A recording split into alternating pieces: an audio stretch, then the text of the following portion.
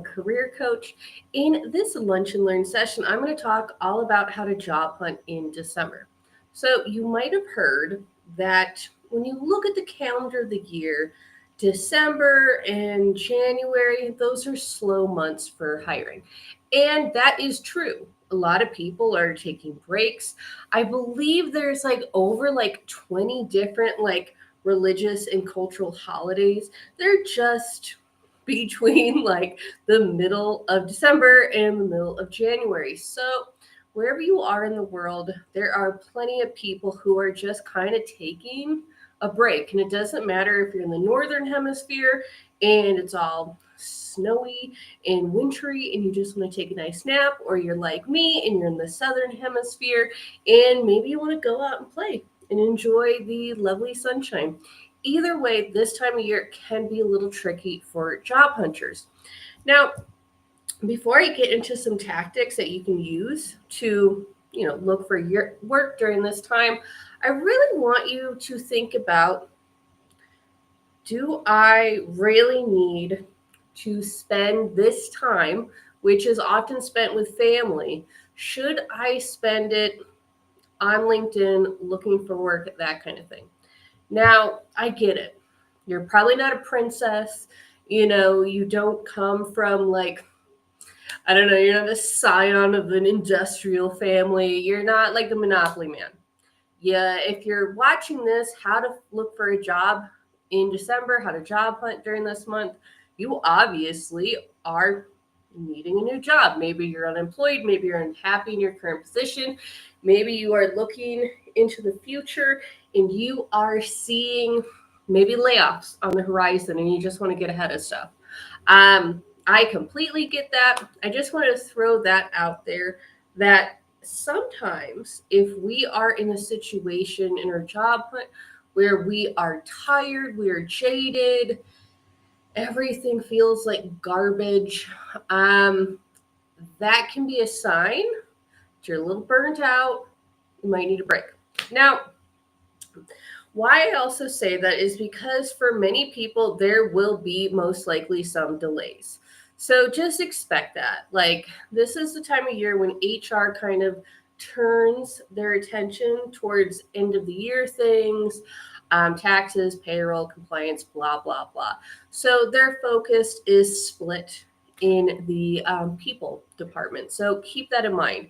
You might not hear back from people. Now, what are some ways that you can actually maybe find a job during this time of year? Because people do find jobs in December.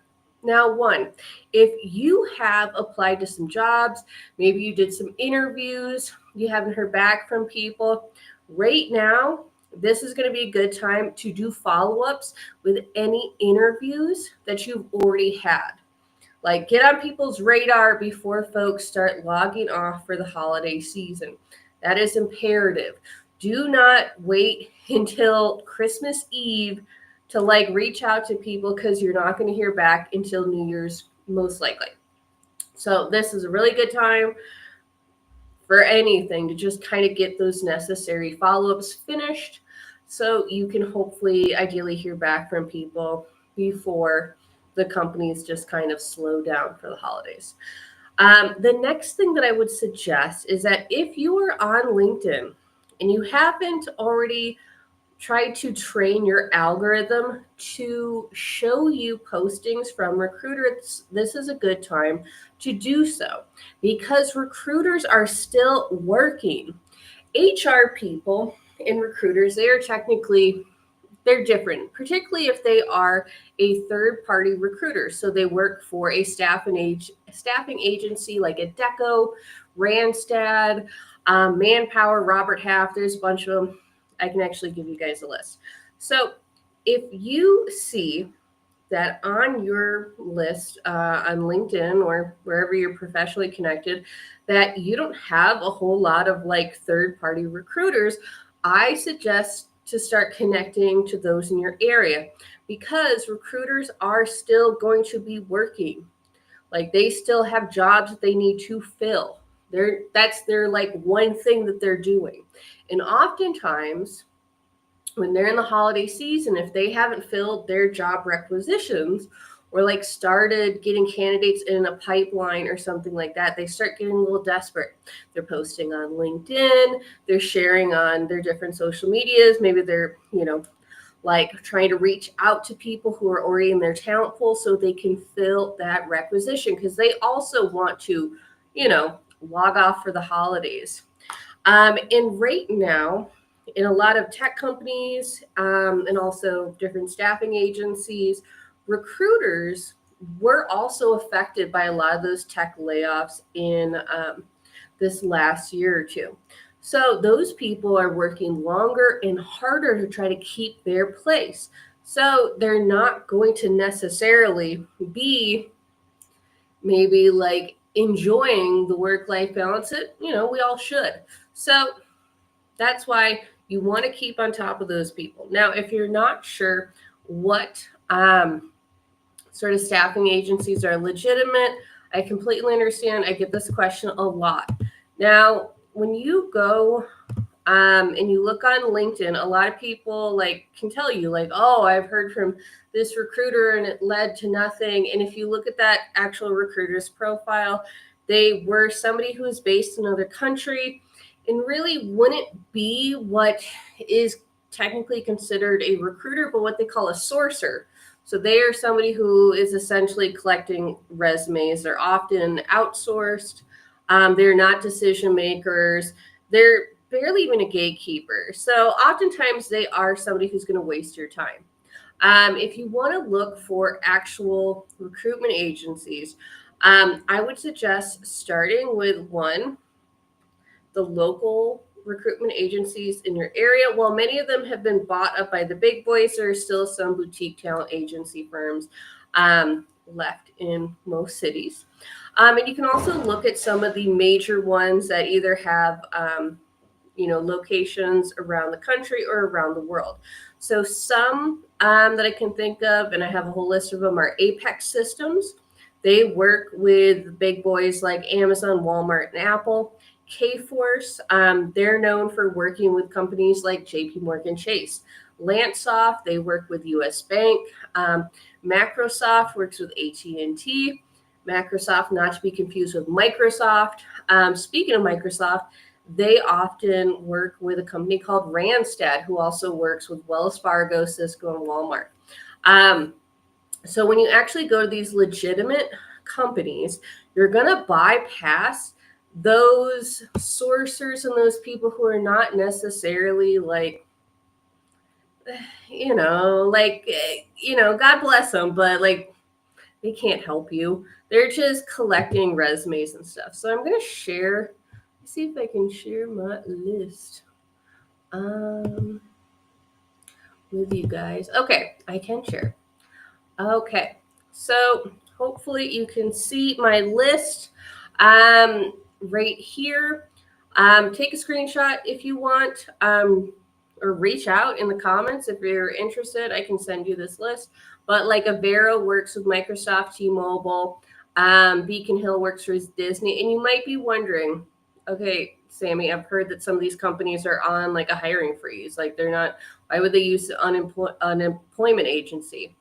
Well, fun fact about a lot of companies and organizations, that the pot of money that pays for employees is often different from the pot of money that pays for contractors. So an organization, and this can include universities for those of you who want to work in academia. So these pots of monies are different. And companies, contrary to what a lot of like AI entrepreneurs want you to think, like companies still need people, because people are the ones that make the productivity happen, right? So they can't like trim the fat so much and still like expect to have a business no matter what executive boards and stakeholders might think. So they use these recruitment companies to fill in the gaps. And sometimes these contracts can be temp to full time, so it actually could turn into a permanent role. Sometimes it just might be a 3 to 6 month contract, but it can be something that can get you through the holiday season. So I'd really suggest looking at some of these agencies and signing up for their talent pools. It's actually so much easier to apply for jobs through these talent agencies because oftentimes they just want you to email a resume. You don't have to fill out a long form or anything like that. Like, you're part of the talent pool. And then when you're part of the talent pool, they'll also send you a newsletter digest with related jobs that correspond with your skills. So it can be a more efficient way to look for work. And I would really suggest utilizing your LinkedIn in a more like efficient way to actually tame that algorithm.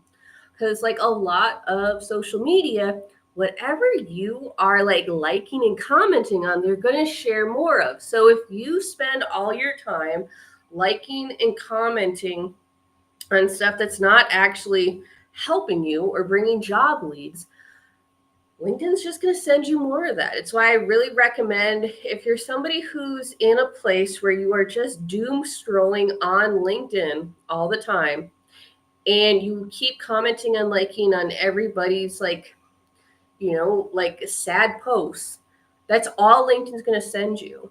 If you are going and you are liking and commenting on posts by people who are sharing job leads or good tips or things that could be useful for you, LinkedIn will send you more useful things.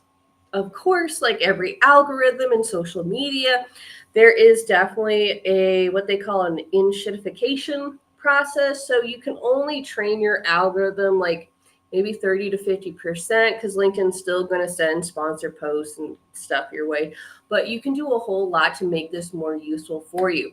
Because definitely, if there's a recruiter and it's that week of Christmas or that week between Christmas and New Year's, and they desperately need to hire somebody and they're posting on LinkedIn about it, or they're sending out like a newsletter blast to people in their talent pool, a lot of people are checked out. So your competition is way lower than before. Now, my next tip is going to be something that I suggest for not just networking reasons, not just for finding jobs, not just for accessing the hidden job market, but because on an emotional, physical, spiritual, mental level, job hunting sucks. It is not fun. It is isolating. And depending on how your job was connected to your identity, it could be really it could be very much something that can bring on an existential crisis. I've definitely had clients who, in my private coaching practice, who are very high level and their job was their life. And they might have done really great work for their company. And then, like a budget cut or, some bean counter decided that, hey, maybe we don't need this, and they lost their job. They lost a big part of their identity. Now, what can help you when you are feeling depressed or blue, or you're just kind of like wandering around your house, not wearing pants, eating shredded cheese from a bag, whatever you do to self soothe? Going out and trying to connect with your people, with your community. Now, I suggest during this time of year, which this is going to be something that you might already do already, I suggest like sending out things like holiday cards and catch up messages and things like that, and reconnecting with your people. Because what I've noticed is an unfortunate side effect when people are unemployed is that they stop, they kind of go into hibernation, which makes sense. You might be trying to save money because you don't have an income. Like, they're all valid reasons for not necessarily like, being like missed a party or anything like that. But this is a really good time to reconnect with people because people are already doing that. So, when you are sending out maybe holiday messages and things like that, I want you to think about how you can incorporate a mention of your career journey in the message. Now, I recommend not asking directly for a job or complaining about the job market. Oftentimes, negativity or a direct ask, like our or direct request, are often ignored because people can't help you. So maybe they just don't reply to that part of the message. What your goal is for this is to reignite some connections or to just follow up with people. Now, I really recommend this tip for folks who are uncomfortable with networking because it feels smarmy or like it's a transaction or you don't know what to say to people. This is very organic. This is the holiday season. People are just naturally doing this already. So, I am going to make some assumptions with this tip. So please forgive me if this does not resonate, because I'm going to assume that you have old friends, old work colleagues, old classmates, cousins, and folks that you were fond of, but just haven't talked to for a while. Too many professionals that I actually work with have, they don't have a strong professional network because they don't really think to cultivate friendships or acquaintances with their coworkers or schoolmates, neighbors, etc. And then when they are jobless, they turn to spamming strangers on LinkedIn in their desperation. So let's avoid that, shall we? When you are like doing these sort of holiday messages, your letter, your email, your text message, your smoke signal, whatever you're sending, is going to have three purposes: spreading good cheer with people during the holidays. They say loneliness is turning into an epidemic. So this actually makes sending out these messages even more important. And two, you're going to reach out to people that you haven't talked to in a very organic way.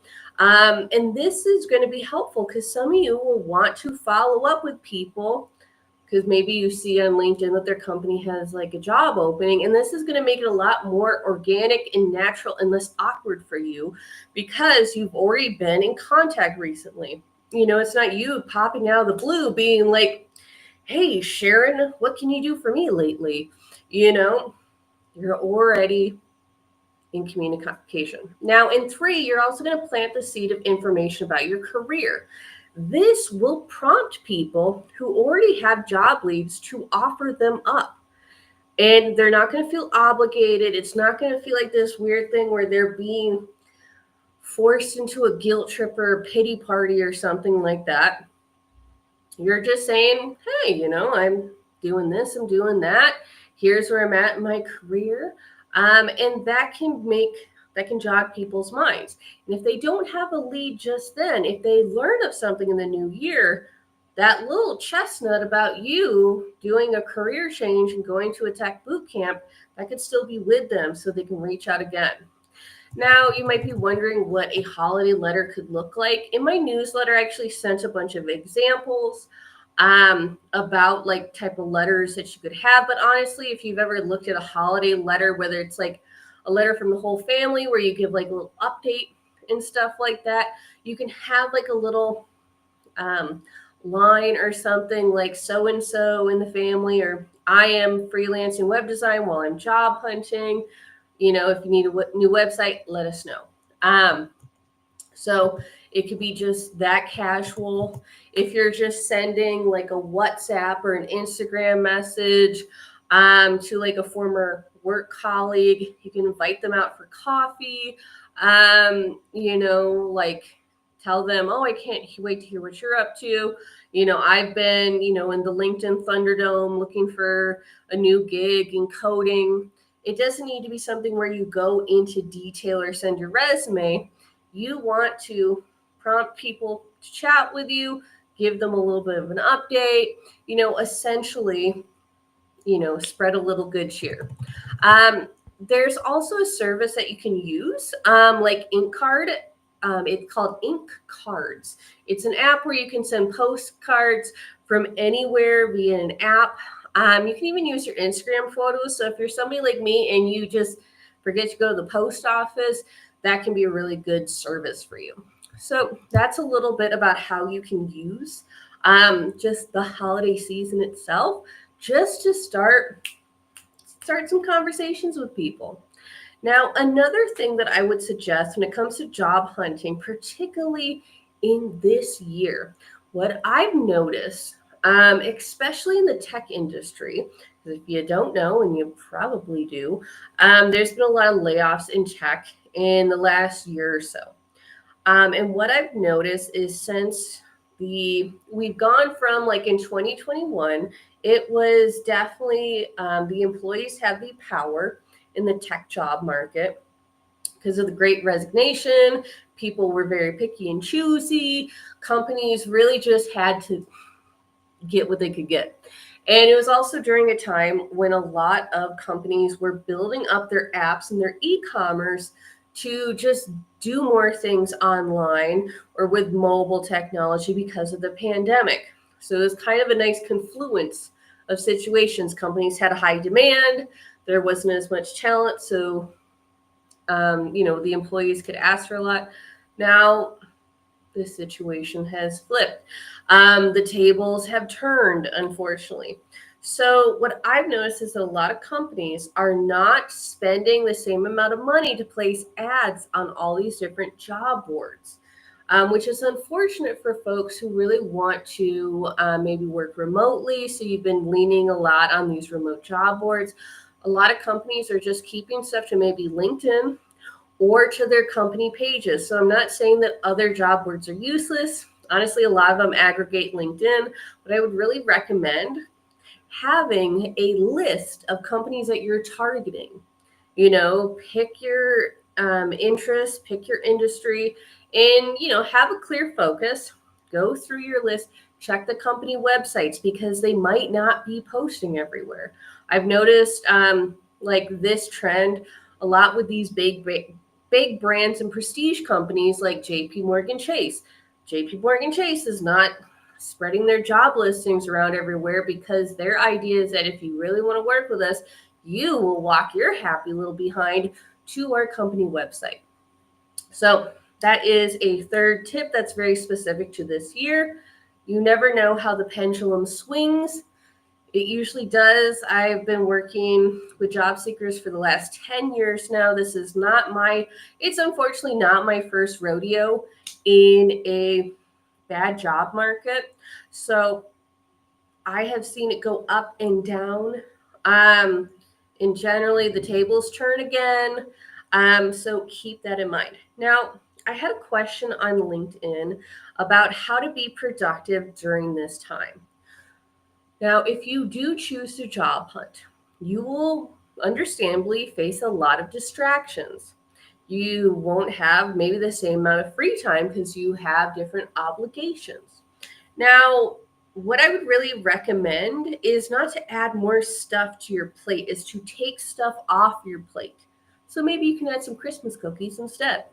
So why I say cut the fluff is because a lot of job seekers are spending a lot of more time than they should doom scrolling on LinkedIn, or they're doing stuff that's not necessarily productive, such as having networking events, but it's really like a passive webinar where they're not necessarily learning a whole lot of new things, but they count as networking. Or if you are spending a lot of time that's supposed to be networking, but really you're venting with other classmates who are currently unemployed. Now, that can be helpful from an emotional standpoint, but should that count as like a networking opportunity? Probably not. So keep yourself very much aware of your habits. Am I doom scrolling? Am I just sitting at the computer going between stuff on Reddit that makes me freaked out about the state of the job market? And it's just a bunch of people venting about how they're never going to have a job.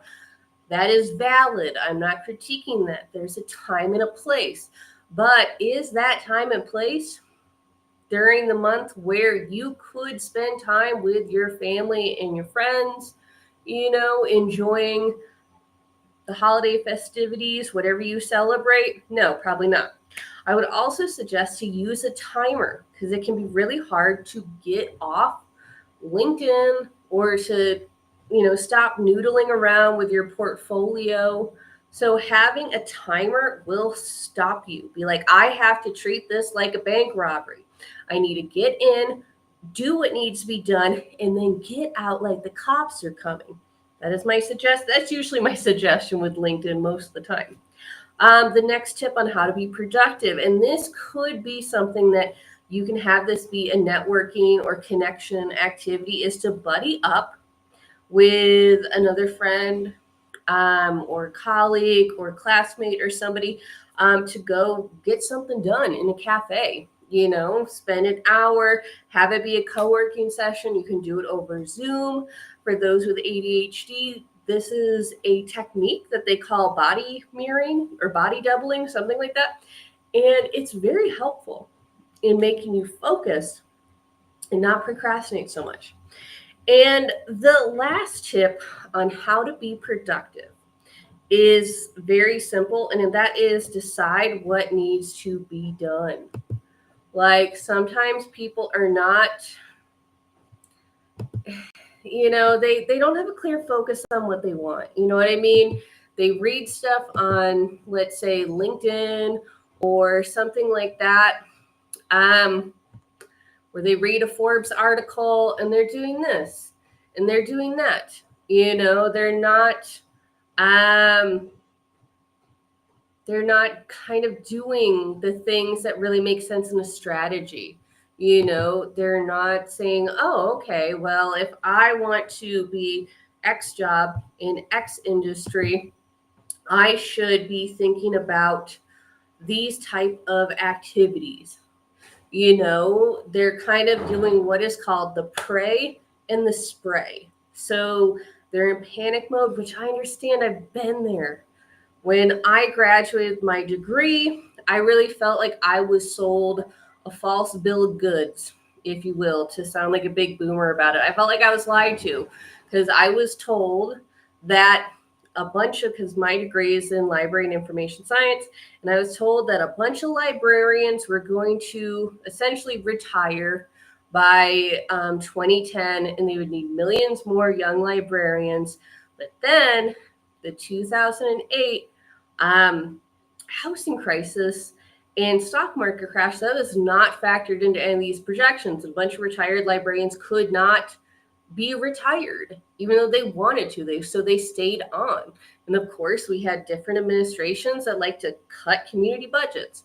So I understand what it feels like to graduate without very many prospects and having to feel like I got a bare knuckle box my way to get through stuff. So I completely understand those feelings of desperation and sadness. I've also experienced other times in my career, particularly when I was in academia and nonprofits, budget cuts just cutting me at the knees despite any good work that I've done. So I have been there. So if you feel like, okay, Sammy, this is all great and well and good for you to tell us to have breaks and, work-life balance and blah, blah, blah, I get it. It can feel not great to hear. More advice sometimes can feel very much like more pressure. However, I really suggest going back to basics, thinking about what do I actually want in my career and why, and then thinking about the assets that you have to get this job done. In the description for the YouTube stream, I have a link where you can go and access like a free email mini course that's all about career clarity. So every day you get another email that asks you different questions, gives you different tips on how to clarify your career goals, to make sure that you're not wasting time, especially during this time of year when you could do so much. That is frankly more fun, that's better for you, that could, rejuvenate your soul just a little bit more, So deciding what you really want, that is something that's going to help you be more productive because it's going to take things off your to-do list that you don't need to do. So that is my tips for job hunting in December. I wish you guys, the best this year. And I wish you the best of luck next year as well. If you have questions after watching this, leave me a comment on either YouTube or LinkedIn. You can find me there. You can also find more resources at my website, careerkickstartacademy.com. You can find services like links to my coaching to do a one-on-one call with me if you like. So let me know if you have questions, and I hope you guys have a great day and an even better weekend. Bye, everybody.